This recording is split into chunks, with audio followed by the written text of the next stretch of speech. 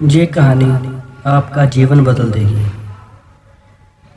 एक घने जंगल में एक इच्छा पूर्ति वृक्ष था। उसके नीचे बैठकर कोई भी इच्छा करने से वह तुरंत पूरी हो जाती थी। यह बात बहुत कम लोग जानते थे, क्योंकि उस घने जंगल में जाने की कोई हिम्मत ही नहीं करता था।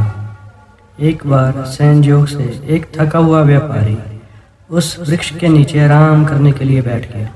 उसे पता ही नहीं चला कि कब उसकी नींद लग गई। जागते ही उसे बहुत भूख लगी।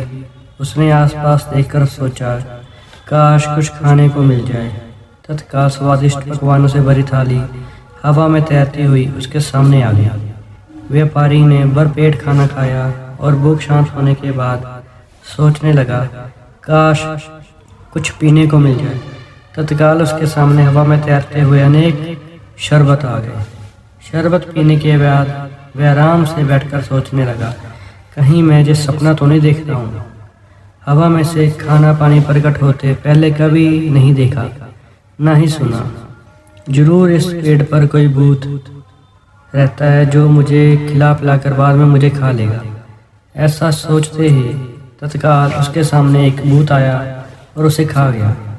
इस प्रसंग से आप यह सीख सकते हैं कि हमारा दिमाग, हमारा मस्तिष्क ही इच्छा पूर्ति वृक्ष है। आप जिस चीज़ की कामना करेंगे वे आपको अवश्य मिलेगी। अधिकांश लोगों को जीवन में बुरी चीज़ें इसलिए मिलती हैं क्योंकि वे बुरी चीज़ों को ही वो बुरी चीज़ों की ही कामना करता है। इंसान ज़्यादातर समय सोचता है कहीं बारिश में भीगने से मैं बीमार ना हो जाऊं, और वह बीमार हो जाता है। इंसान सोचता है मेरी किस्मत ही खराब है, और उसकी किस्मत सचमुच खराब हो जाती है। इस तरह आप देखेंगे कि आपका मन इच्छा पूर्ति वृक्ष की तरह आपकी इच्छाओं को ईमानदारी से पूर्ण करता है।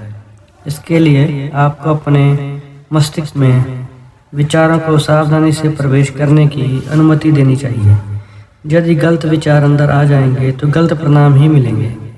विचारों पर काबू रखना ही अपने जीवन पर काबू करने का रहस्य है। आपके विचारों से ही आपका जीवन जहाँ तो स्वर्ग बनता है, जहाँ नरक बनता है।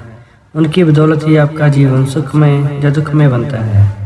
विचार जादूगर की तरह होते हैं जिन्हें बदलकर आप अपना जीवन बदल सकते हैं।